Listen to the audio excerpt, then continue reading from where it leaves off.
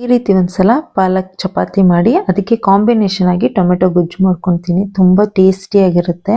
ಅದು ಹೇಗೆ ಮಾಡೋದು ಅಂತ ನೋಡ್ಕೊಳ್ಳೋಣ ಬನ್ನಿ. ಇಲ್ಲಿ ಒಂದು ಕಟ್ಟಾಗುವಷ್ಟು ಪಾಲಕ್ ಸೊಪ್ಪನ್ನ ತೊಳೆದು ನಾನು ಇಲ್ಲಿ ಒಂದು ಬೌಲಿಗೆ ಹಾಕೊಂಡಿದ್ದೀನಿ.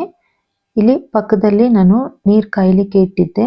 ಸ್ವಲ್ಪ ಕಾಯ್ತಿದ್ದಾಗಿ ಈ ಪಾಲಕ್ ಸೊಪ್ಪು ಏನಿದೆ ಅದನ್ನೆಲ್ಲ ಹಾಕ್ಕೊಂಡು ಒಂದು 2 ನಿಮಿಷ ಬೇಯಿಸ್ಕೊಂಡ್ರೆ ಸಾಕು. ಇಲ್ಲಿ ಒಂದು 2 ನಿಮಿಷ ಬೆಂದಿದೆ. ಇದನ್ನ ತಣ್ಣೀರೊಳಗಡೆ ಹಾಕೊತಾ ಇದ್ದೀನಿ. ತಣ್ಣೀರೊಳಗಡೆ ಹಾಕೊಳ್ಳೋದ್ರಿಂದ ಕಲರು ಚೇಂಜ್ ಆಗೋದಿಲ್ಲ. ಹಾಗೆ ಒಂದು ಮಿಕ್ಸಿ ಜಾರ್ ತಗೊಂಡು ಆ ಪಾಲಕ್ ಸೊಪ್ಪು ಏನಿತ್ತು ಅದನ್ನು ಹಾಕ್ಕೊಂಡು ಚೆನ್ನಾಗಿ ಗ್ರೈಂಡ್ ಮಾಡಿಕೊಂಡು ಪಕ್ಕದಲ್ಲಿ ಇಟ್ಕೊತೀನಿ. ಒಂದು ಬೌಲಿಗೆ ಒಂದು 3 ಕಪ್ ಆಗುವಷ್ಟು ಗೋಧಿ ಹಿಟ್ಟನ್ನು ತಗೊಂಡಿದ್ದೀನಿ. ಅದಕ್ಕೆ ಸ್ವಲ್ಪ ಉಪ್ಪನ್ನು ಸೇರಿಸಿ ಈ ಪಾಲಕ್ ಸೊಪ್ಪು ಏನಿತ್ತು ಪ್ಯೂರಿ ಅದನ್ನು ಹಾಕ್ಕೊಂಡು ಚೆನ್ನಾಗಿ ಸ್ವಲ್ಪ ಎಣ್ಣೆ ಹಾಕ್ಕೊಂಡು ಚೆನ್ನಾಗಿ ನಾದ್ಕೋಬೇಕು. ನೋಡಿ ಈ ರೀತಿ ಚೆನ್ನಾಗಿ ನಾದ್ಕೊಂಡು ಇದನ್ನ ಒಂದು 10 ರಿಂದ 15 ನಿಮಿಷ ನೆನಿಲಿಕ್ಕೆ ಬಿಡ್ತೀನಿ.